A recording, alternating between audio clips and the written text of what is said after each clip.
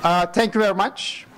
Thank you very much coming our event and help us to raise the voice of the Syrian women and children in the United Nations. We have many guests and limited time. Therefore, I will not take too much time. Just I want to thank all of you. And I want to take the opportunity to say the thank you very much again for our speakers. On behalf of my organization, IHAHA, we hope it will be one of the good events to help the Syrian women and the children. They have prisoners in Syria. As all you know, this long conflict is going on. We are always talking about the number of the deaths. 500,000 people have been killed. We are talking about the disasters, but very few of us know that what is the situation of the women in Syria, especially in the prisons. Today, we like to raise the situation of the position of the Syrian women, and what can we do? And we are putting some good statements about what can we do. And first, I have two reminding. One, we will circulate all the recordings and videos, photos. If any of you need it, it is recording by some organization. We can share with all of you. I think it is the regulation of the secretary. Please, if any of you need it, we will facilitate it, inshallah. The second, we have 5 panelists. We will talk about Syrian women and children. I will give floor to them. At the end, we will have some time for question and answer and the comments. Thank you very much. First, I want to give the floor for Gareth from the UK. Thank you very much. Floor is yours. I speak as a lawyer in England who, with colleagues, has on occasion represented the families of British men and women who have been tortured in Syrian jails. And even though those individuals had the status of being a citizen of another country, I am aware of how entrenched the practice was under the Assad regime of torture, and how even in the face of protest from another country, it was extremely difficult to get any accountability for what had been done, even in one case, in the face of the death of the person, a doctor, in prison. And Canada, the Canadian government, paid one of its citizens, Maha Ara, more than $1 million in compensation because the Canadian government, had not prevented his rendition to Syria where he was tortured. What this means is, for a very long time, the world has had every opportunity to be aware of what can happen, what has happened long before the recent 8-year conflict in Syria, in the hands of that regime. Now we have circumstances in which the regime has acquired a degree of confidence, and a degree of confidence because everything that is available to the international community to prosecute, to insist upon accountability for crimes against humanity being perpetrated by the regime, appear not to be being sustained. But yet, for the past decades, since shortly after the end of World War II, this body, the United Nations, brought into being the most magnificent statements, treaties, declarations, conventions on human rights. The flaw in the implementation is that it is the United Nations, the recognition of nation states as autonomous entities who have the responsibility themselves for implementing human rights for their citizens. And it is states who have taken upon themselves to decide who is human and what are to be the rights. And so in Syria now, in the report that is put out by IHH, that complements reports put out by the United Nations itself, reports put out by Amnesty and Human Rights Watch, there are and have been thousands of women and children in prisons in Syria being tortured, executed, disappear without trace. And now death certificates are being issued with the confidence of a regime which believes perhaps that the conflict is coming to an end and it has survived intact, that believes it has the immunity and the impunity to inform families whose relatives disappeared years before that they died and ask them to sign a certificate to acknowledge it was from a natural cause. That raises the fear that this, in fact, is not the end of a crisis, but perhaps the beginning of a further crisis. And that is, if women have been killed, tortured, hanged in Syrian prisons, and are being now, there is more to come. And yet the world has all of its provisions that are embodied in the law that was generated by this organization, the United Nations, has all of that at its disposal, but has failed comprehensively to bring about any recognition by the regime that it is answerable to the world at large. There is so much that could be being pressed for. There is so much. The working group on arbitrary detention can respond to individual petitions. Committee on Torture has a duty to press to go in and inspect the prisons. International Red Cross, the same. There is committee after committee sitting in this building that has the ability to press and press. There are nations that have the ability to press Syria to say, you may have escaped for the moment, but you are not going to escape forever if the international community combines and utilizes what it has. What was there, what was enacted at the end of World War II, that countries would police each other and would never allow atrocities to happen again, such as are happening in Syrian prisons. And it is right to focus on the position of women and children, because it is finite, it is answerable, it can be dealt with and it can be solved. An insistence that they be released, an insistence that they be restored to some sort of normal life if they can be. This is something that is solvable. It is not war. It is not involving necessary international decision-making and conflict solving. This is a demand that can be made on the basis of law that exists, complex law with well-equipped bodies to be pressed to utilize it.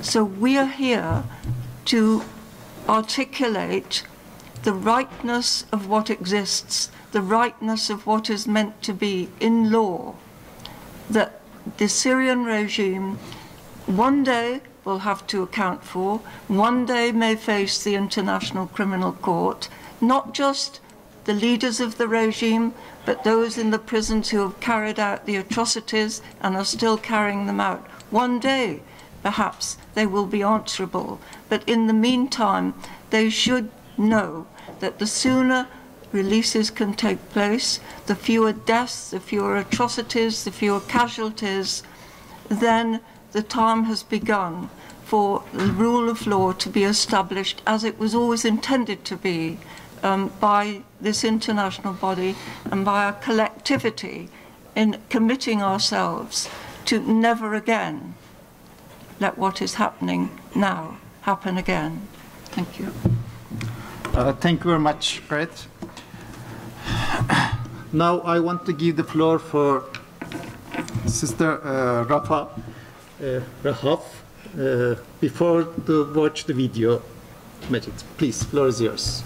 Okay, thank you very much. First, I am a Syrian academic coming from Lancaster University, and I would like to thank IIH for their efforts to raise awareness about the sufferings of more than 7,000 women in Assad regime, in Assad prisons. Of course, there is no need to emphasize that what started as a mass peaceful demonstration across Syrian cities asking for democratic change was violently cracked down by the regime.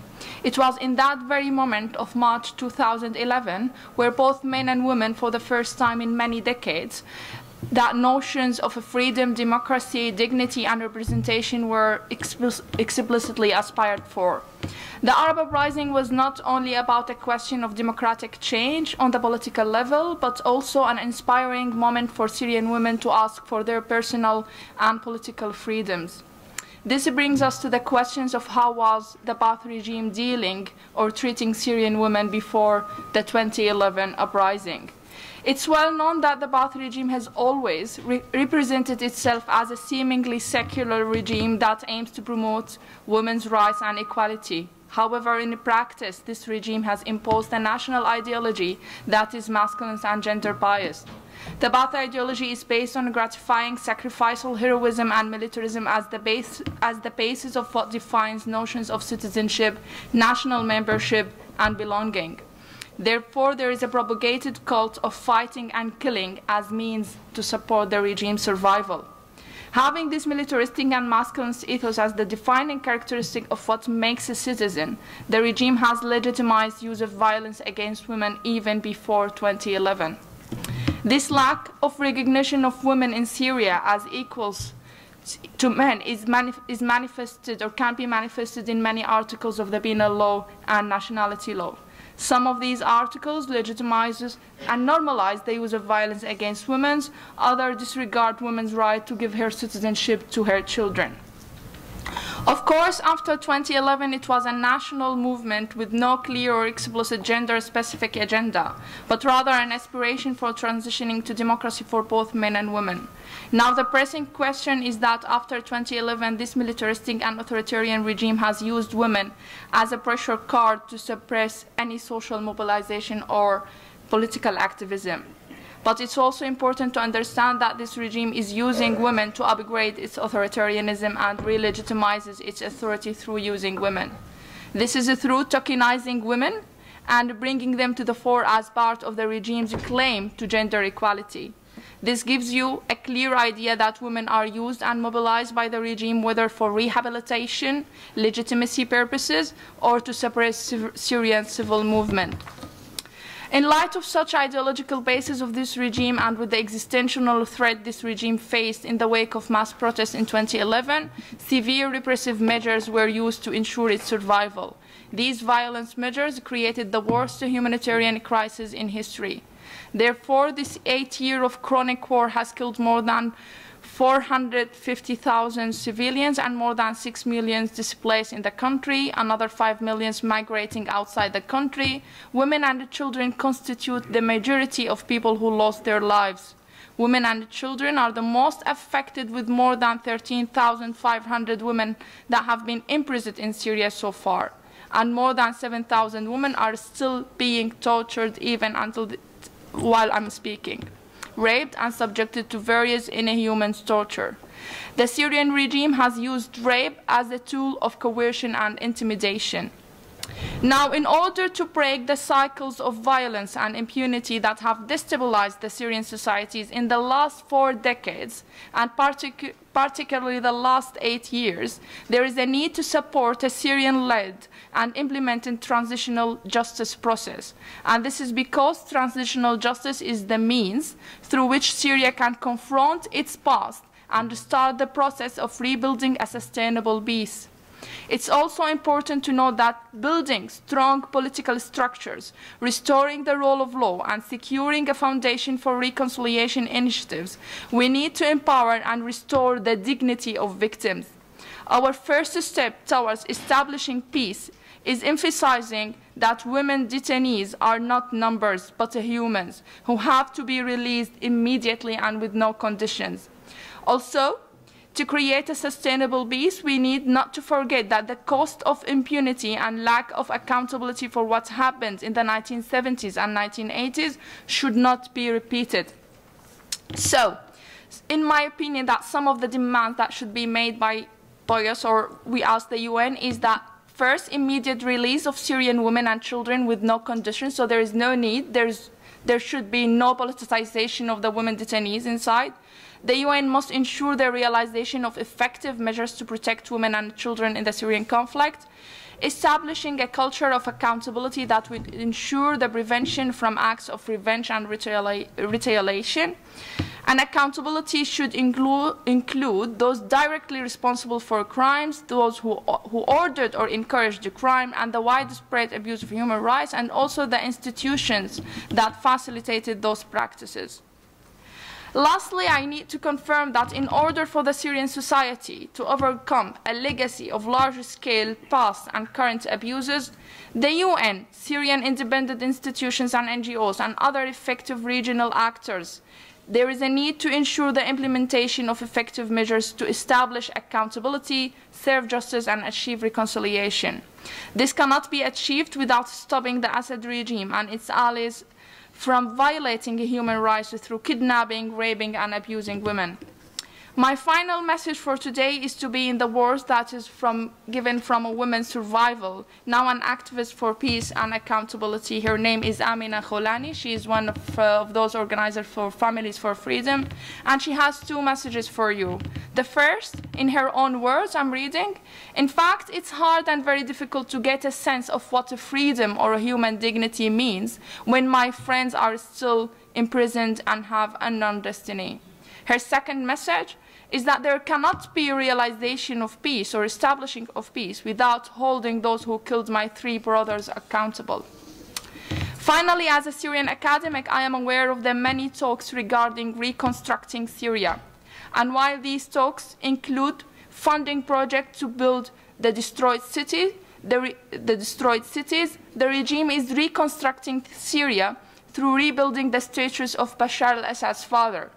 Of course, the regime is trying to promote national unity through reconstructing these statues in an attempt to emphasize that survival of the nation is synonymous with the survival of Assad family. Such policy is intended to break victims' dignity and humanity. It prevents any future establishment of peace or accountability and weaken the sense of confidence in the international system. More importantly, it's a symbolic act to violate millions of Syrians' aspiration for freedom, democracy, and most importantly, their desire to return to Syria. Therefore, lastly, and I just conclude with these words, reconstructing Syria, whether by international actors or by rehabilitating this regime, should only start after thousands of women and children and also men are released unconditionally. Thank you. Thank you very much, Rahaf.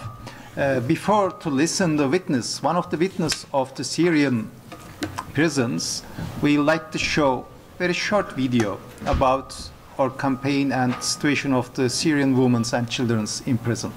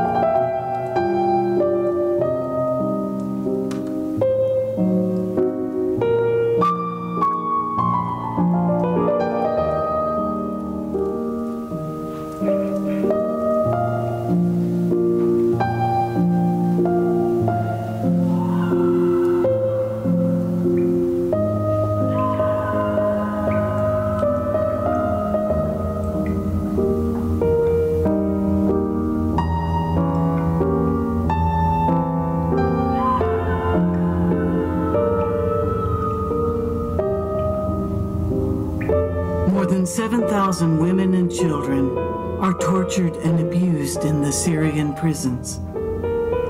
Each day we remain silent, another woman will be deprived of her freedom. It is in our hands to stop this shame. Listen to your conscience and start acting. We need you.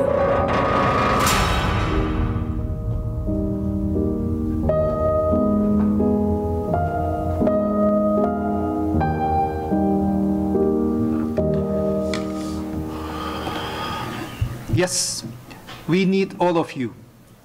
We need all of you to help these women and children in prison in Syria. I want to give the floor for one of the witnesses of this situation in Syria, Mejit Çorbacı. She is with us. She is with us not only in this event, she is with us up to see the last prisoners have been freed from the Syria. Thank you very much. Floor is yours. مساء الخير. أولا أود أن أشكر المنظمين لهذه الفعالية وأود أن أشكر جميع الحضور. أنا مجد شربجي من مدينة دارية بالقرب من دمشق، معتقلة سابقة في سجون النظام السوري لمدة 7 أشهر. تهمة الاعتقال هو بسبب نشاطي السلمي والمطالبة بالمعتقلين منذ بداية الثورة السورية. اعتقلت في نهاية عام 2012 أنا وزوجي في نفس اليوم. تم اعتقالنا.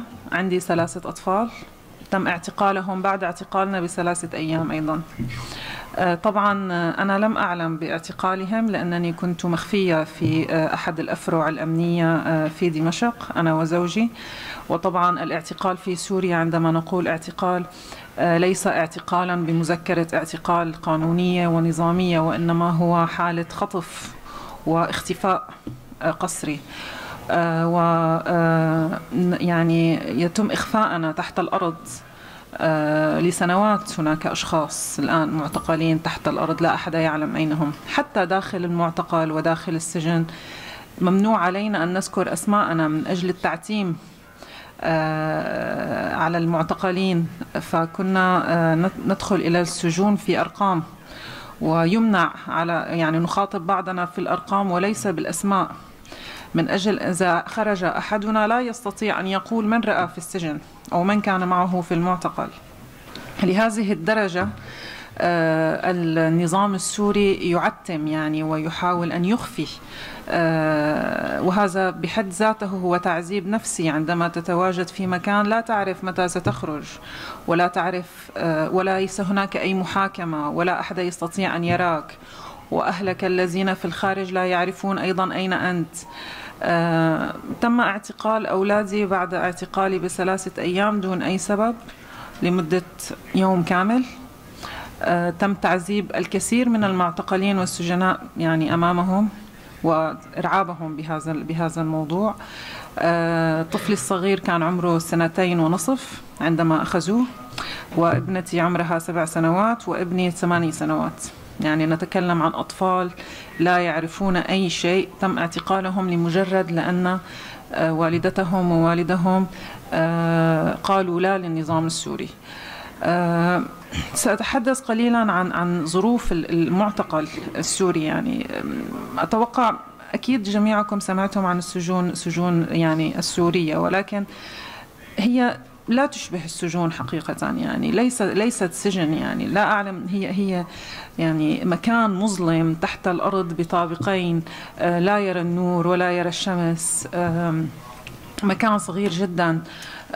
كنا موجودين في زنازين يعني جنب يعني، فكان كريدور ممر وكثير من الزنازين.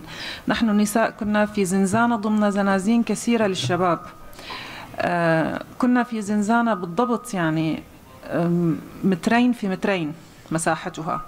كنا فيها 20 امرأة، 20 معتقلة في 2 ب2.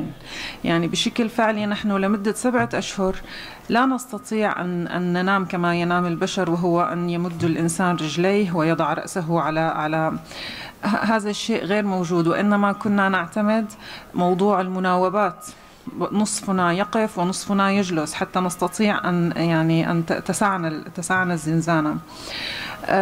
ممنوع، ليس هناك طبعا يعني حمام في الزنزانة، وإنما يسمحون لنا يفتحون باب الزنزانة 3 مرات خلال 24 ساعة للدخول إلى الحمام. ممنوع الاستحمام.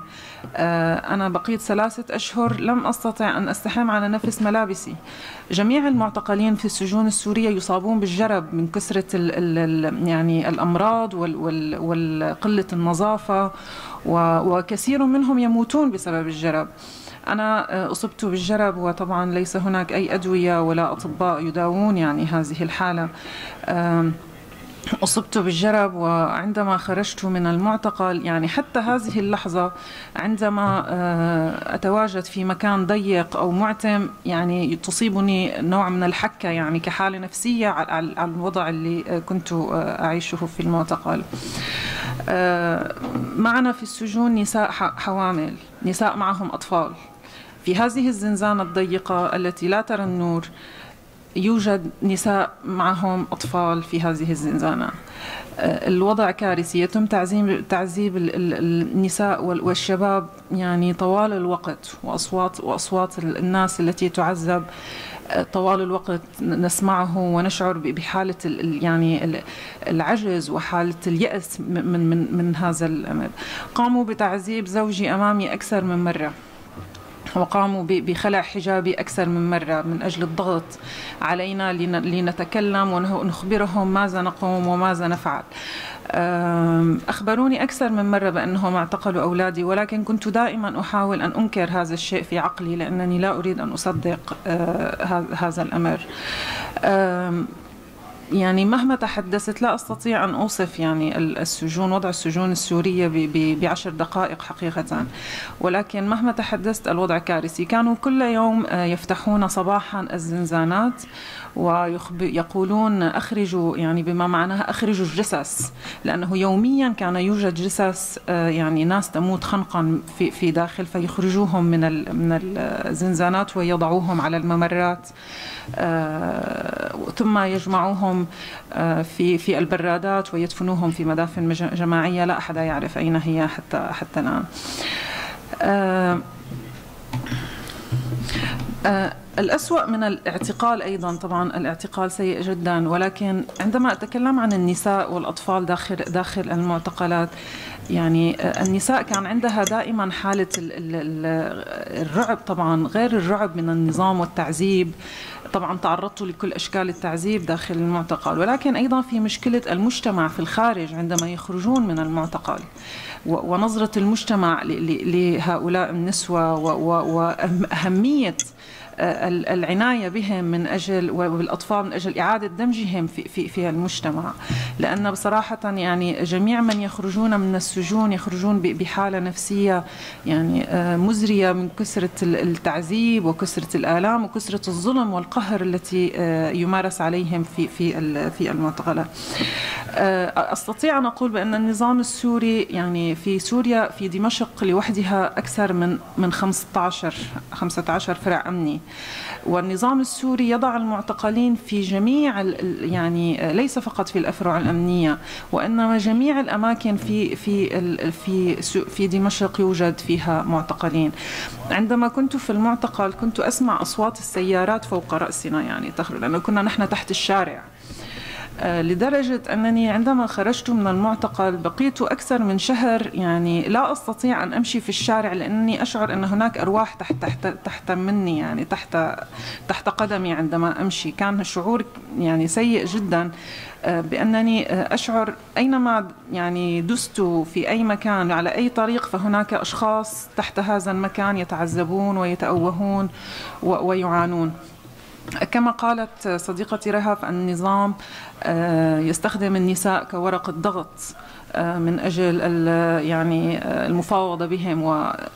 وما يؤسفنا أكثر بأن كل الإجرام الذي يمارسه النظام ورغم ذلك ما زال المجتمع الدولي يعطيه الشرعية ويخاطبه كرئيس دولة. يعني ربما اختصرت يعني يوجد الكثير من المعاناة. النساء حتى هذه اللحظة في يعني يوميا في اعتقالات. حتى هذه اللحظة نتكلم عن 8 سنوات، حتى هذه اللحظة يوجد اعتقالات يوميا في دمشق للنساء، للأطفال، للشباب. وأنا يعني ربما هذه المرة الثالثة التي آتي بها إلى هنا إلى جنيف وأتحدث عن موضوع الاعتقال وعن أهمية مناصرة يعني هؤلاء المظلومين في السجون التي لا حول لهم ولا قوة. ويعني وسنبقى نرفع صوتنا. يعني دائما أقولها أن الأسد ربما استطاع أن يسجن أجسادنا واستطاع أن يأخذ أرواحنا، ولكن أصواتنا حرة طليقة يعني. وسنبقى نخاطب الضمير الإنساني والضمير يعني من أجل أن يتحركوا من أجل هؤلاء المعتقلين. هذه المرة الثالثة التي آتي بها إلى هنا، ويعني وأظن بأن هذه الجدران سمعها الكثير من الناس الذين تألموا مثلي وجاءوا وتكلموا وما زلنا سنتكلم. ولكن أتمنى حقيقة بالذات قضية المعتقلين هي قضية إنسانية بحتة. يعني حتى هذه اللحظة هي ما زالت يتعامل مع هذه القضية كأنها قضية سياسية، كأنها قضية سياسية وقضية وتفاوض ويفاوضون النظام عليها، ولا أحد يتعامل معها على أنها قضية إنسانية بحتة لا يجب أن توضع على طاولة التفاوض. يعني انتهى الوقت بالنسبة لي. آخر معلومة: تم قتل زوجي في المعتقل، والكثير من النساء التي يتم اعتقالهم مع أزواجهم يتم قتل أزواجهم أمامهم في السجون وفي المعتقلات. يعني مهما تحدثنا لا يسعني إلا أن يعني أتمنى أن أكون قد أوصلت صوتهم قدر المستطاع وآلامهم، لأن الألم كبير جدا حقيقة. Thank you very much, Mr. Mark.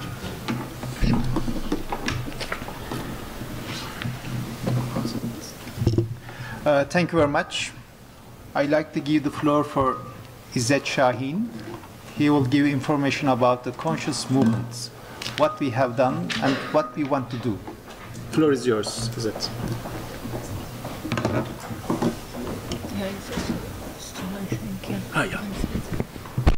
Okay. Good afternoon. Izzet Shaheen from IHH Humanitarian Relief Foundation, board member, in charge of humanitarian diplomacy. I'll give some brief information about the ongoing campaign on the issue, the topic, freeing women and children from Syrian prisons. Being a woman in Syria is most a difficult situation.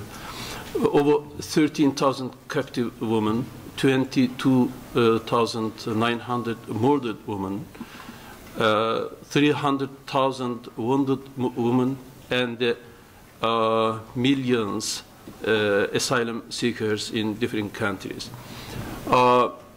No need for reason. They just stop you in the street and take you inside underground prisons and investigate as long as they want. This campaign actually an international civil initiative established last year in 2018 by a group of people and NGOs around the world, aiming to release women and children in Syrian prisons immediately without any condition. What made us to start this campaign, these pictures actually were taken by ourselves in Damascus. We mediated for around 80 women freed from Syrian prisons. The testimonies of those women here and also other 1,500 ones, the stories and the situations inside the prisons made us act immediately as people who are the witness of the case. Yeah, these also from 80 who freed in 2013 from Damascus.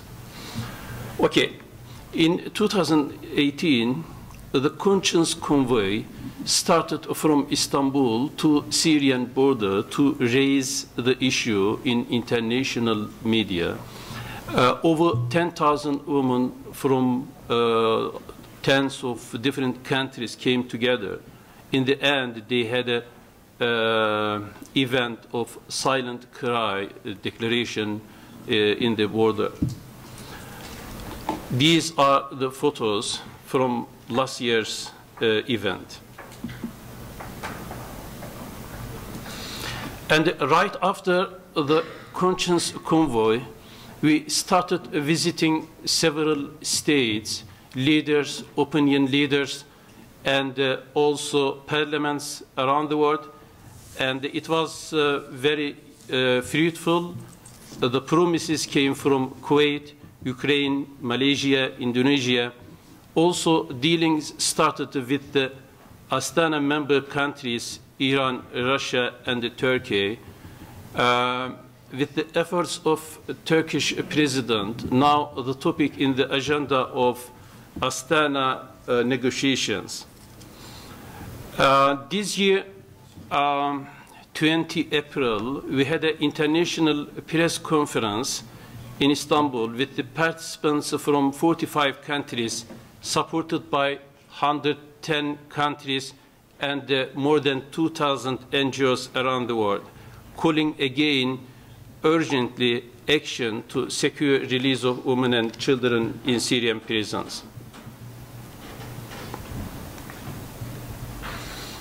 The media coverage of this press conference and the other events were very high.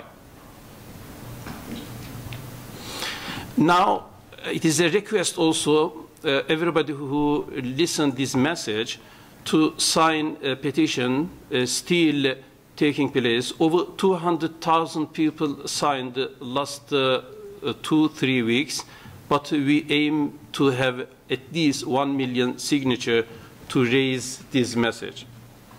And 2 reports, one of them is here, captive women in Syrian prisons of Syria, just you can take in the end of the session, and the other is also, both are also online. And many coming events will take place in many countries. I put 2 of them here. A demonstration will take place on Women's Day, 8 March in Istanbul, another in the UK, and European countries, Latin American countries, and African and other countries will do the similar activities in their countries. To follow the social media, you can see those, even if you put conscience movement, Syrian prisoners, you can find all social media accounts. It will be very appreciated if you follow and share with your networks. The hashtags Sign for Humanity and Freedom for Syrian Women now taking place, and you may follow the others as well.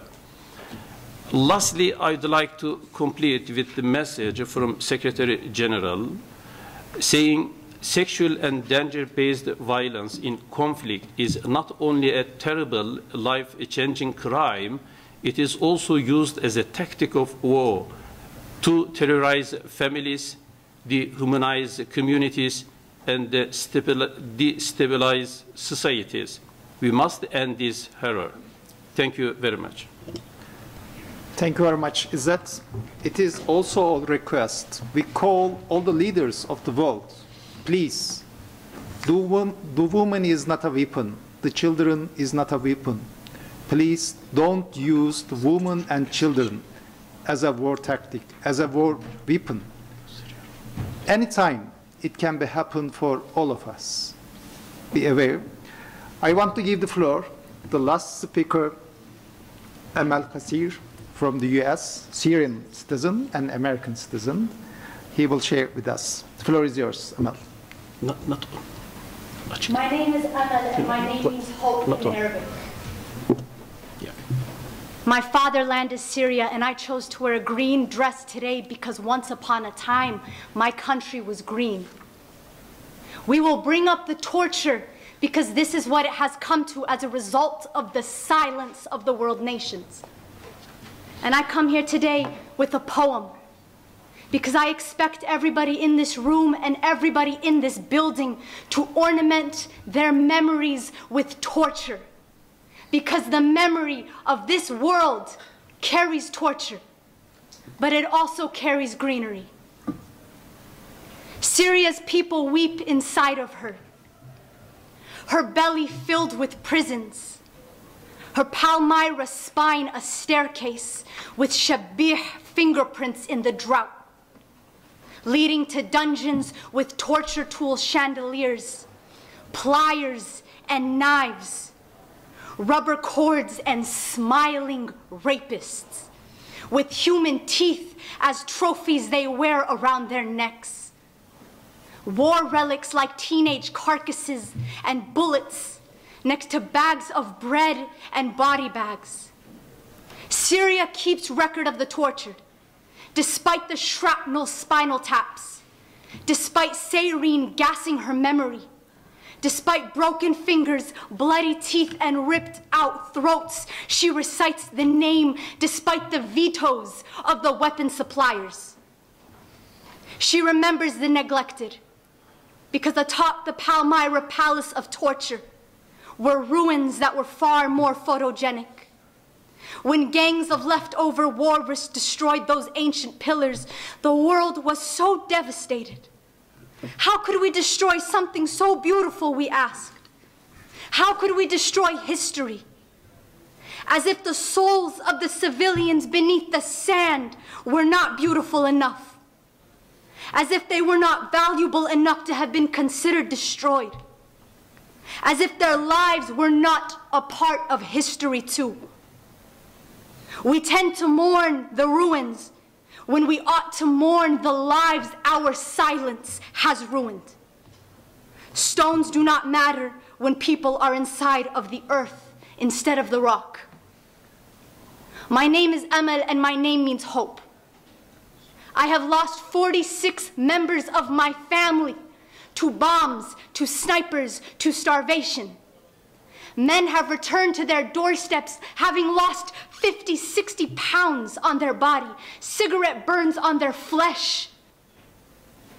Must I remind the world of the sights of torture, the blood that drips from skin and the bruises left on the flesh? Must I remind the world of the smell of torture, blood mixed with feces, mixed with urine, mixed with bodies stacked together with sweat? Must I remind the world that when you sleep on cold cobblestone floors, you get sick? We must stop using vocabulary words to define this absolute destruction taking place in the world. The poet's mind can serve as a torture chamber simply for the memory. But my flesh has never experienced this before. Her flesh has. She has experienced torture. My mind is the only thing that can accommodate this memory. And therefore, each and every one of us today, we will leave this room carrying the memory of torture. Because the dictator Bashar al-Assad thinks that it is acceptable to make these orders. There is no such thing as voicelessness. Everybody has a voice. That is why regimes torture. There is no such thing as voicelessness, only forgotten. And we will not forget. Here at the United Nations, we will not forget. We will remember the smells, the sounds, the sights, and the touches of torture. Instead of forcing women for the third time in a row to relive this story, we will end this one way or another. We will end this one way or another. My name is Amal, and I chose to wear a green dress today because torture is not the only thing in our memory. These are countries with human beings who used to eat fruits from farms, who used to go to school, who used to go to the marketplaces. We prefer the red from tomatoes instead of the red from blood, the black from the eyes of the people we stare at instead of the darkness of the dungeons. My country is a land of greenery, not a land of torture. But we will ensure that all of its darkness is remembered, and we will bring it to light. I demand from the United Nations that it ornament its memory with the torture of human beings, because the only reason we are here is for the people. And I have to do this because I picked up the pen to come here. يا بشار ويا كذاب تضرب أنت وهالخطاب الحرية صارت على الباب يلا ارحل. Peace be with all of you, and peace be with the people in the torture chambers. They might not know we are speaking of them, but we will remember them. We will remember them. Promise me out loud that you will remember them. Say, I promise. Say, I promise. Say, I promise. Thank you. Thank you very much, Amel.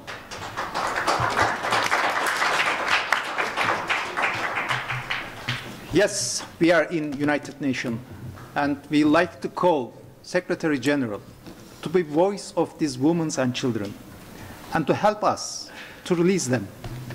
Also, we have a message for all leaders. We have a message especially for main stakeholders of the Syrian conflict. We have a call to Astana and Geneva peace process. We like to invite all the panels to take action to release these women and children as soon as possible, without any conditions. We like to remind all world leaders, women and the children is not a weapon. They cannot be part of any negotiations. And all of us, thousands of the peoples, more than 2,000 NGOs in this conscious movement, we believe that releasing of the women and children without any condition in Syria will be starting point of the peace in the Syria. Whoever take these actions, the history will write them in a very good manner. And we like to again invite all of you, all peoples, listen their conscience and do something for Syrian women. We like to thank all of you to come with us, and I like to thank our speakers. They came only for a few minutes to share, and from the long distance. Thank you very much. We hope this action, these meetings, will be very, very important part of the conscious movement. I like to close, but I think we have 2-3 more minutes. Maybe one question we can take, and then we can finish it. Please.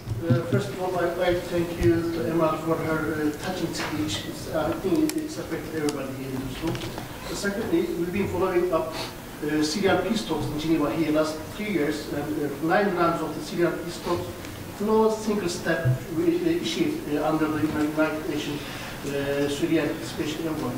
So the constitutional issue is still waiting, and the prisoner issue is still there. And do you really genuinely believe that the Syrian crisis will be solved under the United Nations umbrella? Thank you very much.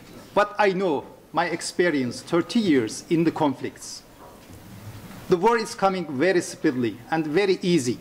You can war in a very short time, but the peace taking time. I'm part of the peace in southern Philippines, Bangsamoro. It takes almost 40 years. I'm directly part of the negotiation 17 years. It takes time. All we believe and trust that the peace will come to Syria. Today, tomorrow, whatever it is, but it will come, inshallah. We trust everybody, and we are inviting all stakeholders to be more conscious and to be more positive to bring the peace to Syria. Thank you very much. I think we need to respect the coming session. They will start. I'd like to thank all of you again. Thank you very much.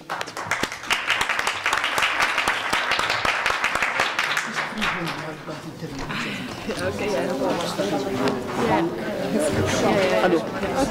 I will wait. Aleykümselam abi. Şimdi son bir şey söyledim abi. Elhamdülillah çok güzel oldu.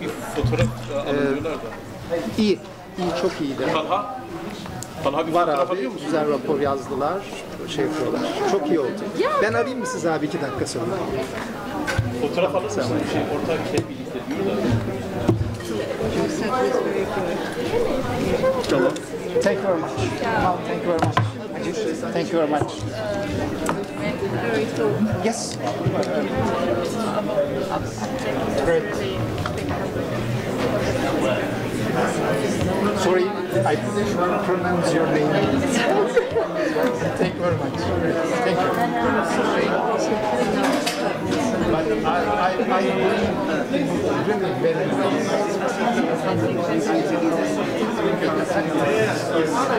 I know there was a mentor.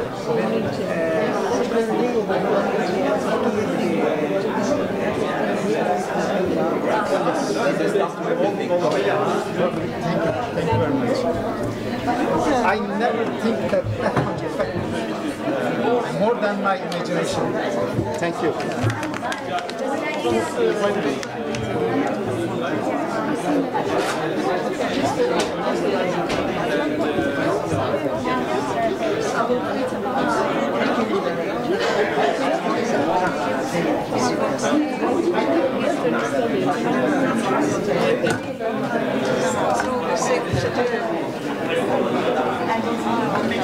I have one association go to Syrian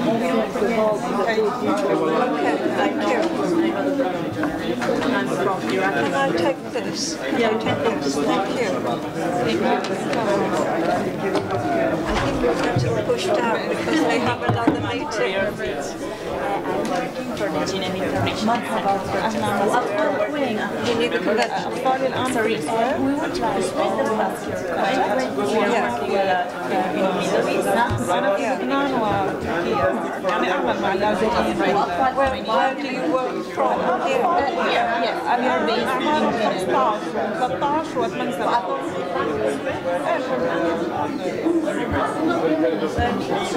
very interesting. I've got one card. Yes, thank you. It's just for me. Thank you so much.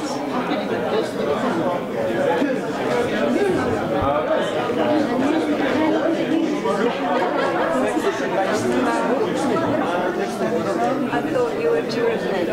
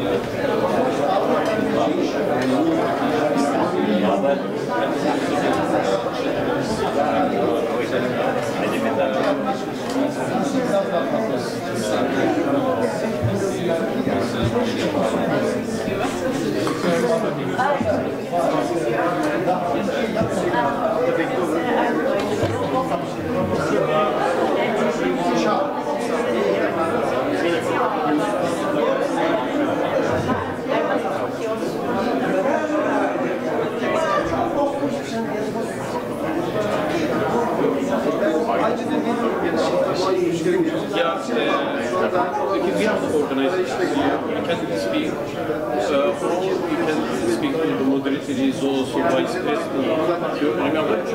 He's around. Hussein Oruç. Mr. Hussein Oruç. Yes. Remember?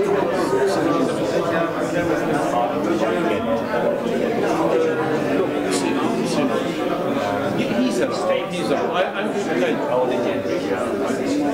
Because I interpret and pay attention to the things. He said,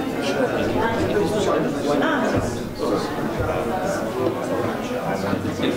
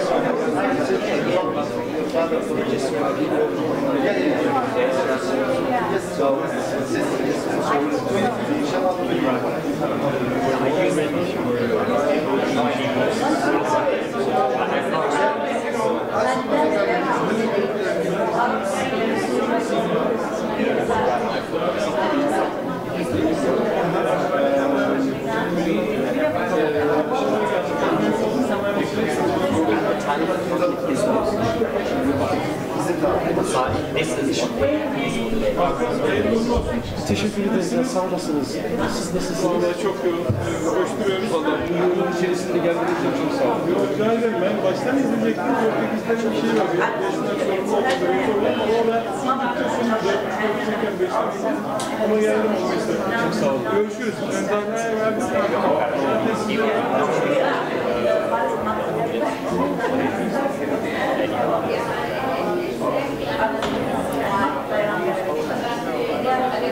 Yes, so what I'm saying that we have the two main ones that we have to do international mediation that have been they have to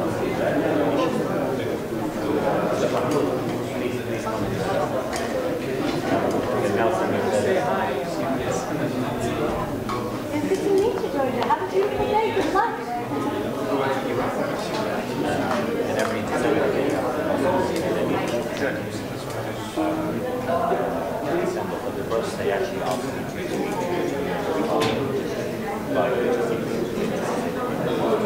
so typically you have about like these conferences we have about 40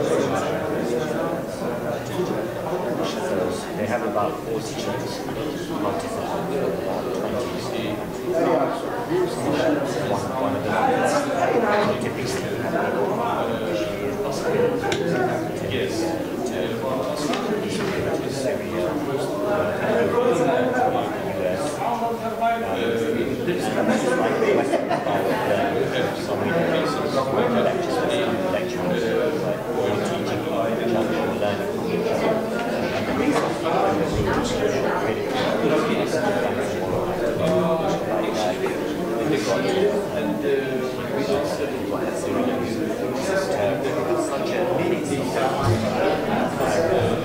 وين الاسماء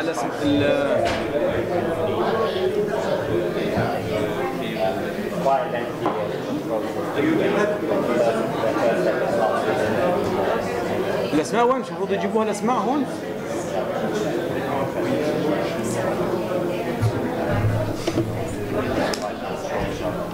not guaranteed. I think you will get it. They will take it. Oh, you get it. Come here because I've got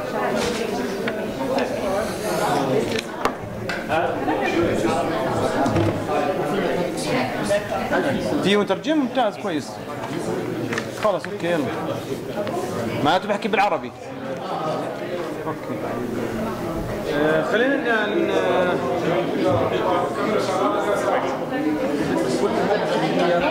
فوق مشي الترجم مشي الترجم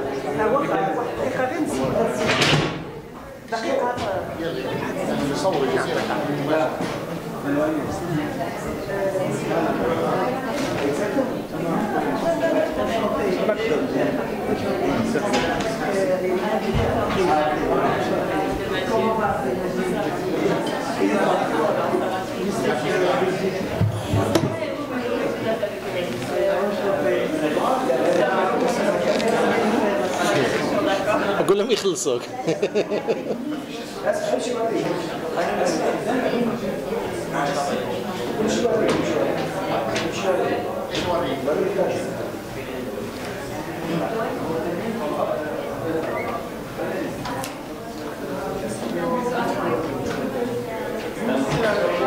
بس كمان ابدوا يا كمان اطلعوا على الارض.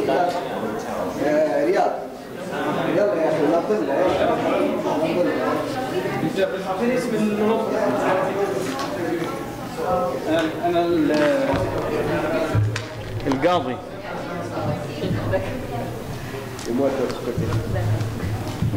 عارفين اسم منظمتك بالعربي بس؟ المنظمة بتاع لأن راح أحكي بالعربي هلا خلص. أوكي.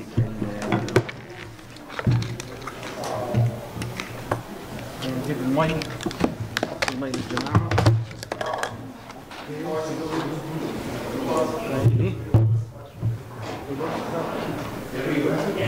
سيدي أول منا دوت خلاء.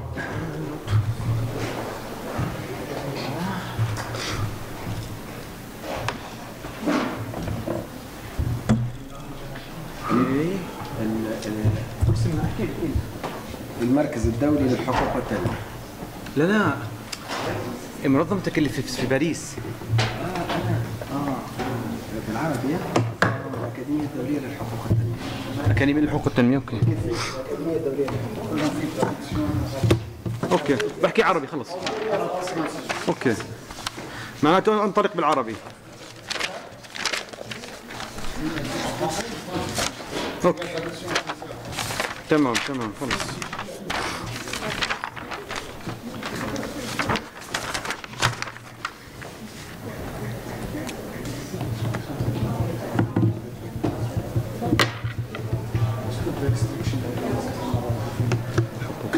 اوكي هلا كيف ننظم الأكاديمية الدولية للحقوق والتنمية؟ نبدأ بليزا. لا انت الأكاديمية الدولية للحقوق والتنمية انت؟ افدي انترناشونال. افدي انترناشونال. اوكي افدي انترناشونال. اوكي افتي بالعربي اسمه افدي الدولي. افدي الدولي فرنسا. جنبي هذه excuse me you talk in which section in the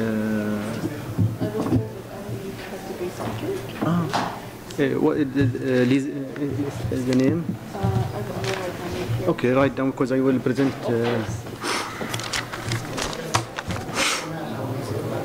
كمال ليزا وبعدين اوكي. كم اعطي كل واحد؟ 10 حتبدا خلاص 10 دقائق. 10 دقائق. تبدا انا صح؟ كمال ليزا بعدين الاخت. ليزا الاحسن. ليزا بنت ثم رجل ثم بنت. اوكي. بنت ثم رجل ثم بنت. ليزا كمال. ليزا ليزيل parce qu'en arabe ils disent lizil à chaque fois. Lizil voilà. Lizil j'écris Lizil. Voilà, c'est bien. c'est ça Parfait. اوكي. المترجم جاهز؟ وين التليفون؟ مترجم جاهز؟ المترجم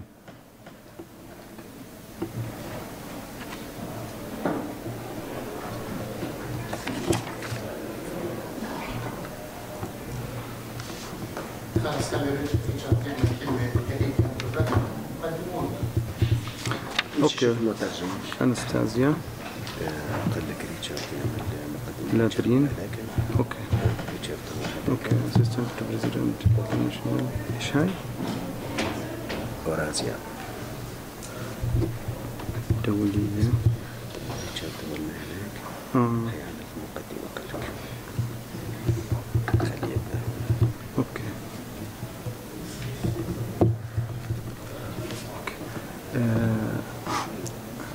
اوكي allez-y. Mesdames et messieurs, nous aimerions ouvrir maintenant cette session relative à la liberté d'expression. Merci de votre attention. سيداتي وسادتي نتأكد من الترجمة. You have the translation or not? Do you receive the translation? No? It's okay. It's okay. Which channel? 2? Channel 2? Channel 2, huh?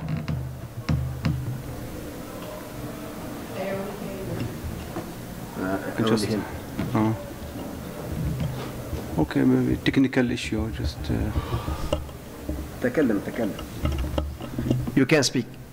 Speak just to test. No? Which channel? 3? Yes, we can test channel 3. I hear it now. 3. Oui, ok. Channel 3 pour le traduire en français arabe. بداية أسعد الله أوقاتكم جميعا في هذا المساء الطيب، ونشكر لكم وجودكم معنا في نهاية هذا اليوم الشاق أكيد للجميع. في هذا اللقاء نقول أن المنظمات المجتمع المدني تتمتع في جميع أنحاء العالم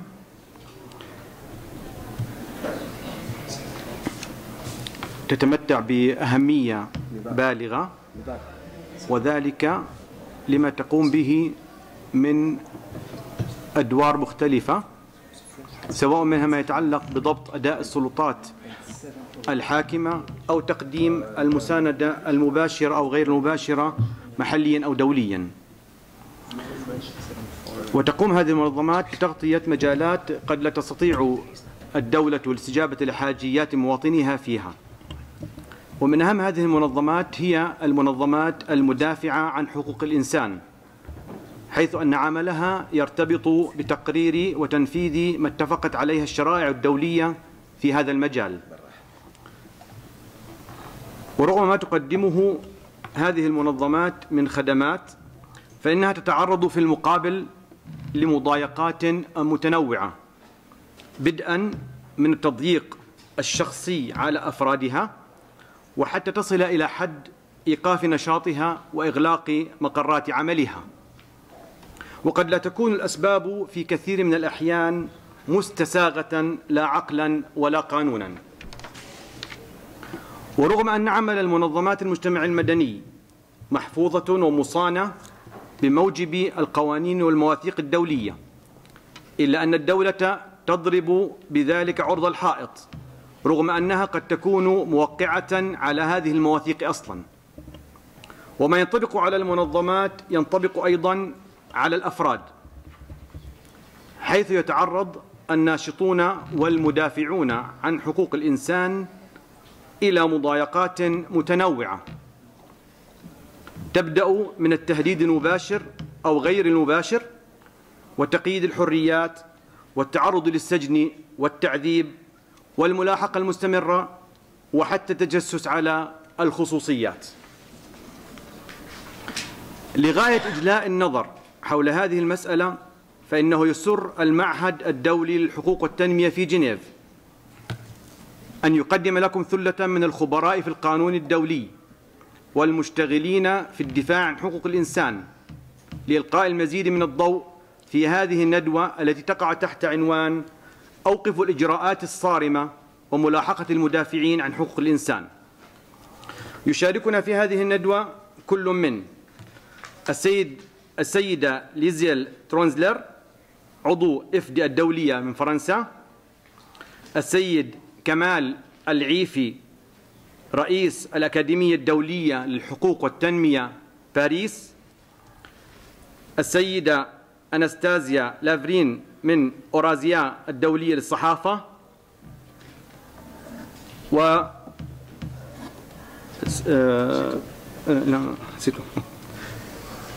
نبدأ أولا بافتتاح هذه الجلسة مع السيدة ليزيل ترونزلر، فلتتفضل لإلقاء الضوء على هذه المسألة.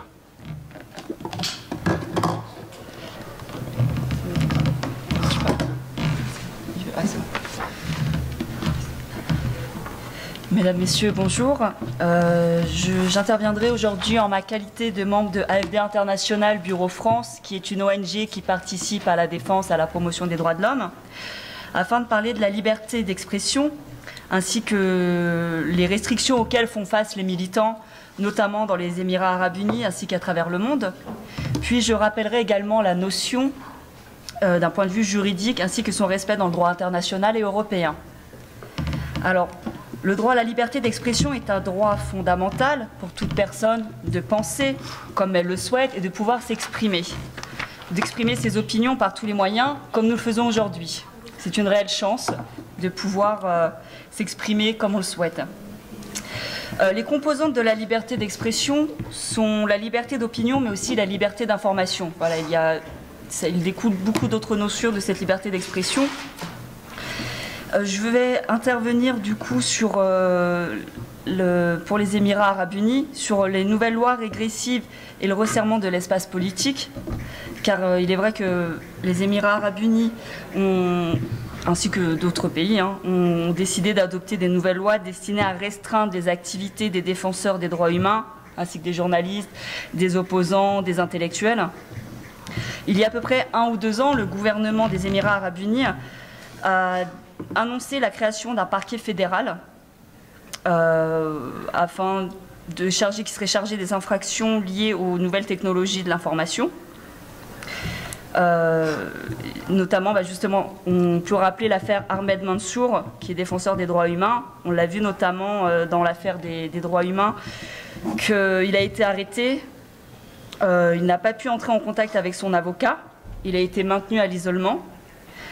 Ses proches n'ont pas pu le visiter comme ils le souhaitaient. Il n'y a donc pas eu de respect des procédures judiciaires. Et du coup, un jugement a été rendu début 2018. Il a donc fait appel, mais le 31 décembre 2018, la Cour fédérale a confirmé le jugement rendu initialement par le tribunal fédéral de première instance au départ. Ce qu'il faut savoir, c'est que la constitution les Émirats arabes unis ont une constitution de 1971 qui a été promulguée le 2 décembre 1996, qui parle de la liberté d'opinion, d'expression, notamment avec l'article 31, qui est la liberté et la confidentialité de toute correspondance postale et télégraphique ou autres moyens de communication sont garantis conformément à la loi. On voit bien que cette liberté n'est pas appliquée dans son cas, je dirais dans de nombreux cas concernant les militants.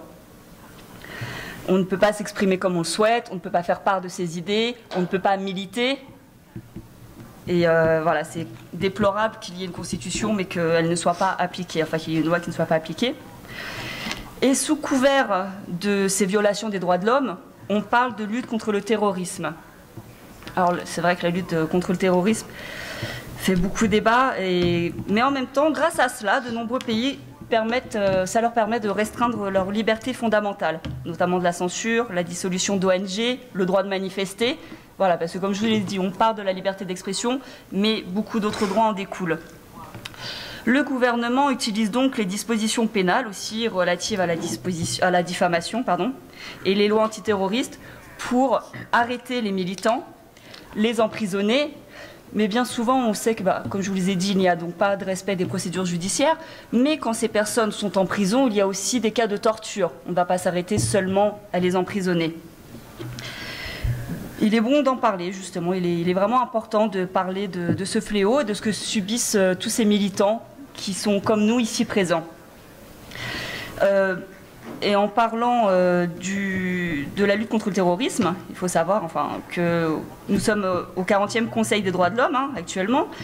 Et dans son point numéro 2, dans le rapport annuel du Haut-Commissaire des Nations Unies aux droits de l'homme et le rapport du Haut-Commissariat et du Secrétaire général, le paragraphe 25 ainsi que 74 et 75 parlent du terrorisme et des droits de l'homme.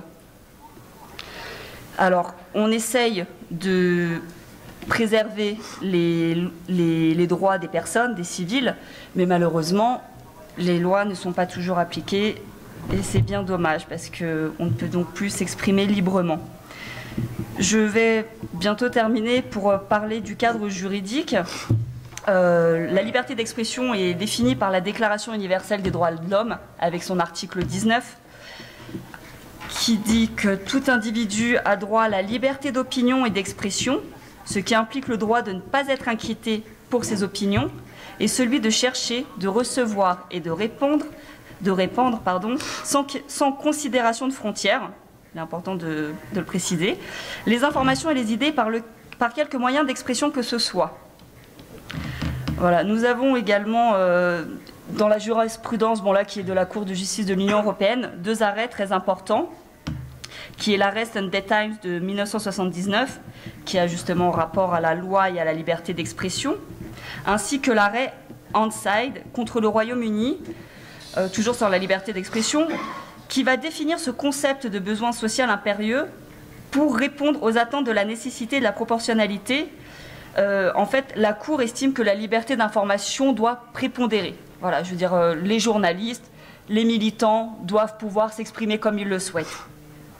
La place fondamentale à la liberté d'expression dans une société démocratique, comme le conduit le juge européen lorsqu'il a rendu ses arrêts, il existe un net intérêt général à autoriser des associations, mais aussi des groupes militants, à contribuer au débat public, à pouvoir s'exprimer librement. Voilà.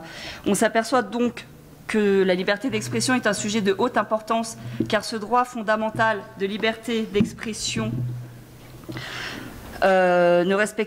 du coup, on s'aperçoit que certains pays ne respectent donc pas ces droits en emprisonnant les civils. Et nous espérons donc que les pays qui n'appliquent pas ces articles, qui n'appliquent pas la loi, pourront, suite aux recommandations de l'ONU et puis encore d'autres lois, relâcher les militants injustement incarcérés et respecter un peu plus le droit. Voilà, je vous remercie. نشكر السيدة ليزل ترونزلر من إفدي الدولي على هذه الإضاءة السريعة لهذا الموضوع، وأيضا نخص أن أبرز ما جاءت به هو مطالبة هذه الحكومات بالإفراج الفوري وغير المشروط عن المدافعين عن حقوق الإنسان، حيث أن هذا الحق في التعبير هو حق ضمنه القانون الدولي وجميع الشرائع والمواثيق والعهود الدولية. ننتقل الآن في إضاءة أخرى إلى السيد كمال العيفي، رئيس الأكاديمية الدولية للحقوق والتنمية والمحامي من باريس. تفضل مشكور. شكرا جزيلا. نرحب بالجميع. في الحقيقة الحديث عن حرية التعبير في هذه الفترة صعب جدا، خاصة وأن المعبرين عن آرائهم في كثير من الدول، وليس في دول العربية والإفريقية والشرق الأوسط فقط، وإنما حتى في الدول الأوروبية والأمريكيتين، أصبح مجازفة وأصبح شيئا خطيرا يقوم به الإنسان. التضييقات الآن شملت جميع دول العالم تقريبا. التضييقات بالنسبة للناشطين تتقسم إلى جزئين: تضييقات تهم الأفراد وتضييقات تهم الجمعيات. وعندنا أمثلة كثيرة جدا، سواء كانت جمعيات محلية أو جمعيات دولية. عندنا كثير من الدول التي لا تسمح بإنشاء جمعيات لحقوق الإنسان ومنظمات لحقوق الإنسان، وهذه تتعرض إلى عراقيل كثيرة من نوع. مثلا في دولة من الدول، دولة الأردن مثلا، من أجل أن تفتح جمعية لحقوق الإنسان يجب أن تدفع $30,000 تقريبا. حتى تستطيع جمعية أخرى دولية أن تفتح مقرا لها في هذه الدولة تدفع مبلغ خيالي كذلك. وهذا نوع من أنواع التضييقات على الجمعيات الحقوقية، حتى لا تنشأ جمعيات إلا الجمعيات التي تريدها الدولة المعينة. التضييقات تشمل عدم السماح بنشاطات معينة. مثلا دولة من الدول تأتي تعمل لك مجموعة من الخطوط الحمراء بخصوص دول أو شخصيات أو منظمات لا يمكن مسها، لا يمكن الحديث عنها إلى غير ذلك. تضييق من نوع آخر من أنواع التضييق يأتي بعد إنشاء المنظمة وبعد الفعالية، وهي الملاحقات الأمنية بالنسبة للفرد، وأحيانا بالنسبة للفرد وأسرة الفرد كذلك، من مراقبة أمنية، مراقبة إدارية، عدم السماح بالسفر، عدم إعطاء الوثائق الرسمية، المحاكمات، الاعتقال، مما يضطر كثير من النشطاء الحقوقيين من الخروج من بلدانهم وطلب اللجوء السياسي في بعض الدول الأخرى من أجل إمكانية الحياة العادية وإمكانية التعبير عن الرأي بحرية دون التعرض للمضايقة أو الاعتقال أو المحاكمة. وهذا يحيلنا إلى قضايا أخرى موجودة من شبه قضايا اللجوء السياسي التي تكون في أمريكا والدول الأوروبية. حتى بعد خروج الإنسان وحصوله على اللجوء السياسي في دولة من الدول أو الحصول على عمل في الدول من الدول من أجل مواصلة الحياة، يطال إن هو واصل العمل الحقوقي، يطال الأهل سواء كان الزوجة أو الأبناء أو أقارب. فهذه كلها من الأنواع، غير الجانب القانوني الذي تكلمت عنه زميلتي ليزل. هذا يشمل النشاط والملاحقات بعد النشاط. أنا أريد أن أتكلم عن بعض الحالات. دائما عندما نتكلم في الأمم المتحدة نتكلم عن حالات تهم آسيا أو إفريقيا والشرق الأوسط أو أمريكا اللاتينية. أنا أريد أن أبدأ بحالة في أوروبا، وهي الدولة التي أعيش فيها، في فرنسا. أخيرا وبعد الأحداث التي حصلت في فرنسا بالاعتداء على مقبرة يهودية وكذلك شتم أحد الفلاسفة الفرنسيين اليهود في الشارع، رأينا أن الهجمة طالت نوعية معينة من الناس، وهي المسلمين في هذه الدولة. هذه المسألة الأولى. المسألة الثانية أكثر عمقا وأكثر خطورة، وهو اقتراح رئيس الجمهورية أنه يدرج معاداة الصهيونية تحت إطار نوع من أنواع العنصرية ومعاداة السامية. وهذا في حد ذاته تطور خطير جدا، يمنع كل من يريد أن ينال من دولة إسرائيل من الكلام. كل من يريد أن ينتقد دولة إسرائيل يمنع من الكلام. لماذا؟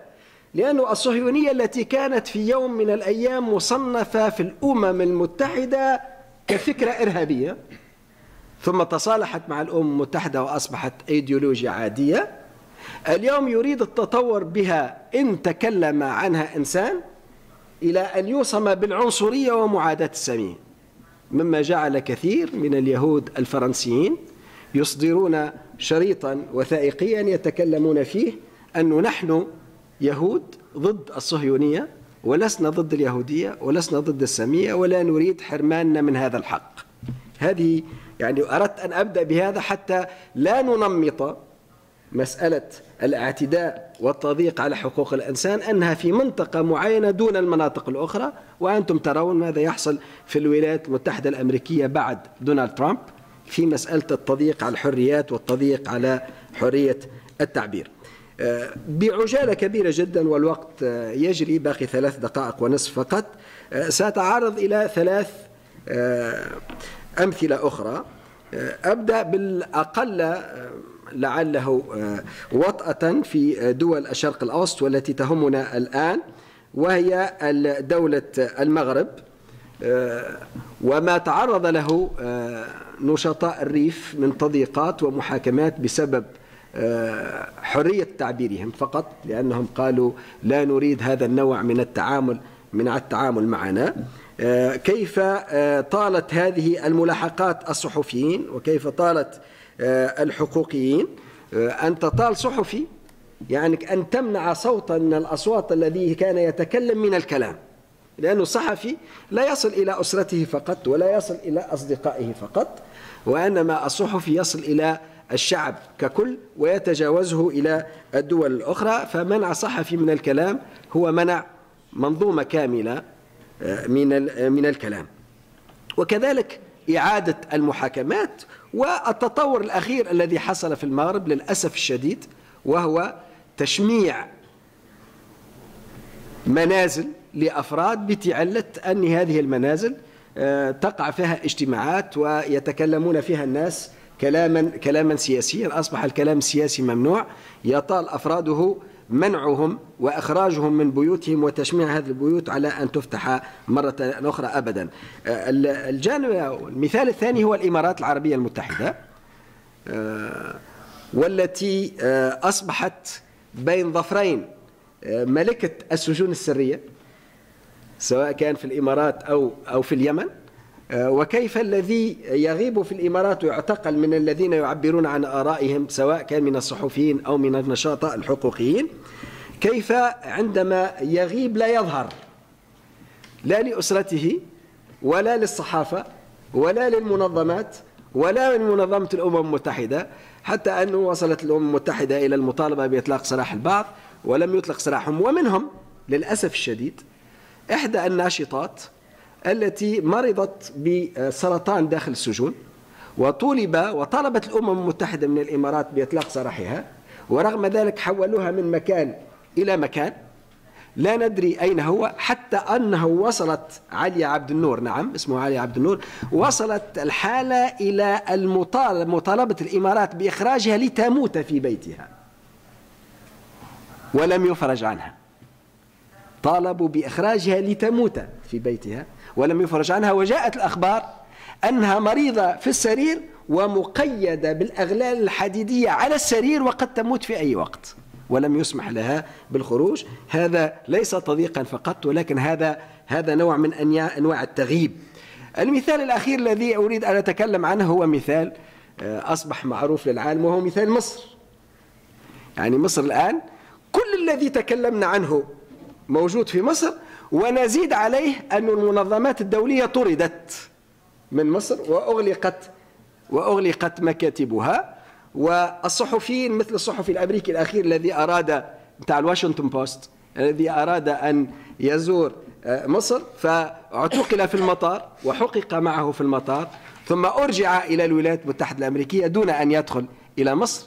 نذكر كذلك قضية جوليو ريجيني الإيطالي الذي عذب وقتل في مصر، وإلى الآن لم تحصل لا متابعات ولا محاكمات ولا حتى فتح تحقيقات في هذه المسائل.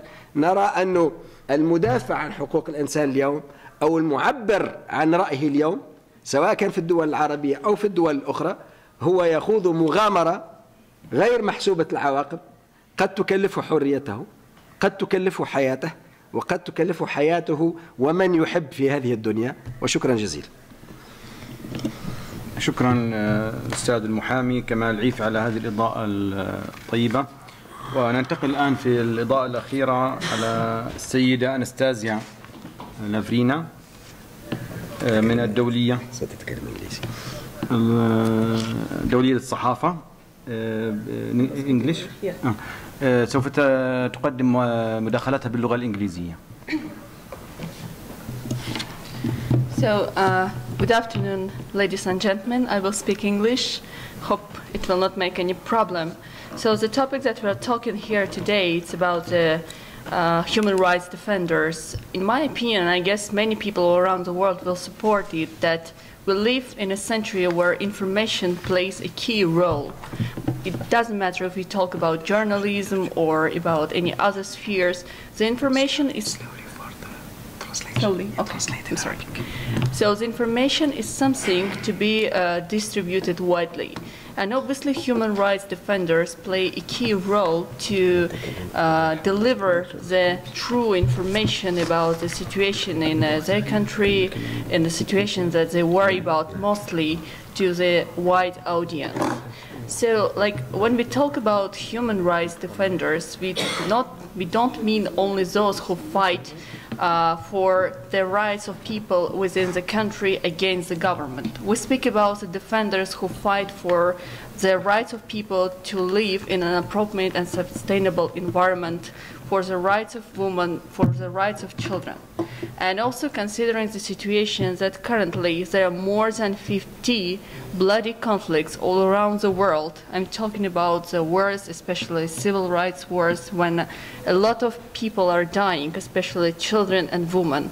So the human rights defenders also are talking about the rights of these people to live in a peaceful environment, in a sustainable environment, and with their family members. So despite the fact that there are a lot of international conventions, a lot of United Nations resolutions which talk about the protection of the rights, especially human rights defenders, about the rights of people for freedom of expression and etc., we still see the situation where the rights of human rights defenders are violated. They're not allowed to speak openly about the situation, or mostly they can be taken into prison even if there is such kind of situation. And what we should also consider that in some cases the human rights defenders are used as a tool in a political crisis, because we live also in a time where the policy of double standards are widespread all around the world. In many cases, the super governments can also use their position to find the special defenders to promote their own interests. And when we speak about the protection of human rights defenders, we also should mention and analyze this part. As, for example, I am from Azerbaijan. I guess you heard maybe about this country, the state from the South Caucasus. So when we think about my country, maybe many people also know that there is a conflict which has lasted almost 30 years between Azerbaijan and Armenia, Nagorno-Karabakh conflict, in result of which 20% of Azerbaijan is currently under the occupation, which includes also the Nagorno-Karabakh region and 7 surrounding regions. So when we speak about human rights defenders, I can rely to the statement of some international institutions who forget about the rights of those millions of refugees and IDPs who were forcibly moved from the place where they were born, where they lived before. And these human rights defenders from my country, for example, they're trying to bring this issue in front of the international courts, in front of the international public, to make sure that more attention is paid for the situation of these people who really want to take the attention of international community to make the conflict to be resolved very soon. But unfortunately, we do not get much attention from the international community, I mean, to this conflict, and also to those people who are fighting for the rights of these people. Quite often we hear the statement of international communities about the human rights situation in my country, about the prisoners and etc. But unfortunately no one loudly speaks about those millions of refugees and IDPs and about human rights defenders who are mostly trying to bring this issue in front of the international community.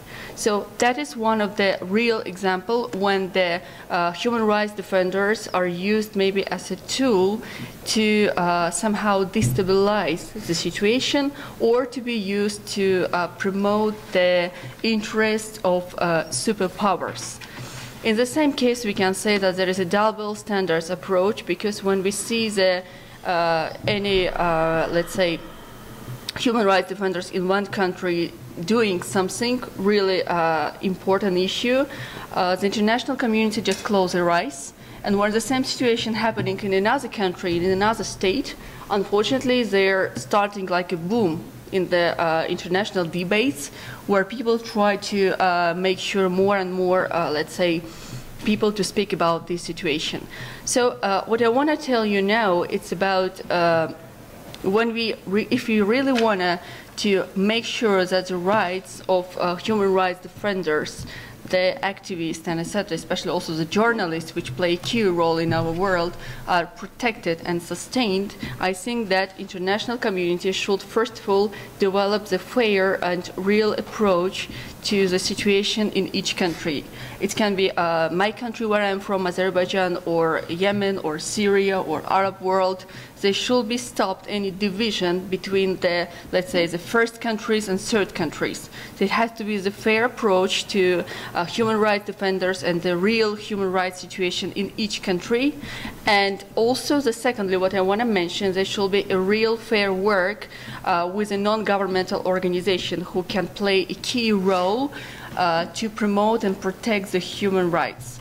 When we speak also about the position of human rights defenders, it's not only about the people to fight against their governments. It's obviously the people who have to be supported to find the common language with their government, to sit together, to negotiate, and to find the way of how to promote the human rights protection in their country, how to adopt the international documents, and have to make sure that all of this is done in a fair approach.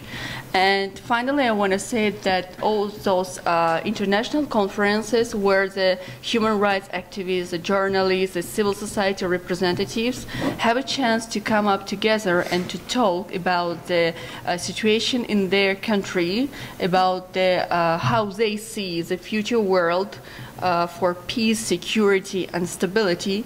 Obviously, such kind of conferences, they have to be sustained not only from the side of governments, but also from the side of the United Nations entities and different human rights activists. If we have such kind of platform, it's obviously and definitely will have a positive impact for development of fair world without any discrimination and fair environment for human rights activists. Thank you. Thank you very much. شكرا نستاذي على هذه الإضاءة. وجست نعود فقط إضاءة سريعة مع